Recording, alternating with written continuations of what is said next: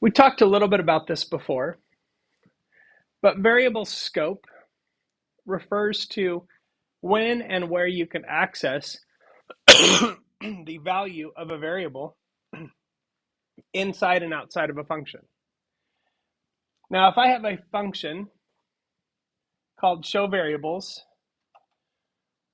in which I define a variable x as equal to the integer 33, and then I say right now x equals that value, it's pretty obvious, it's pretty clear that every time I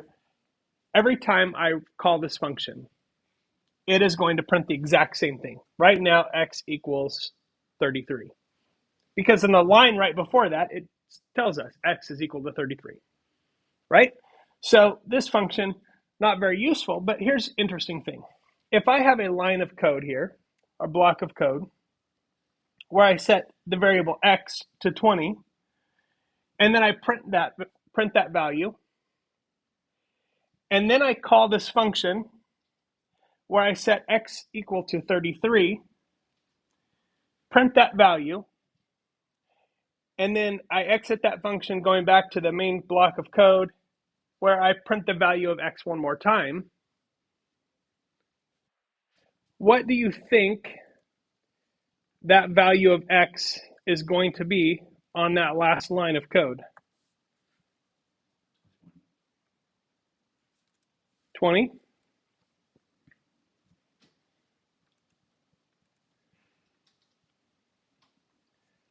Okay. Even though I set it to 33 here, if I run this, x equals 20. Because the x that is inside the function and the x that is outside the function, this and this, are not the same x. The scope of this x is inside this function only. So anything inside the function that refers to x will use this value. Anything outside the function that refers to this x will use this value. And even though they have the same exact name, their scope does not overlap. Okay? So here's an interesting thing. If I comment this x out, so x is no longer defined inside the function, then the x inside the function inherits the value of x from outside the function. But no matter what,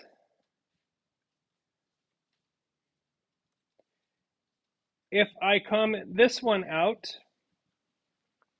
you'll notice that the x before the function is undefined, but also the x after the function is undefined. So even if I comment that first line out, so now if I run this function, x is defined as 33, it should print here, but it's not.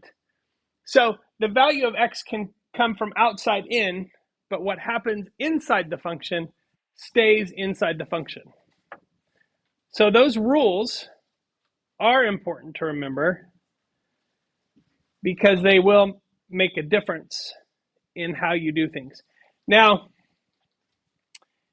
if I want to be really smart about how I develop things, if I want to write programs that aren't confusing to myself, I'm not going to do this, where I name them the same in and out.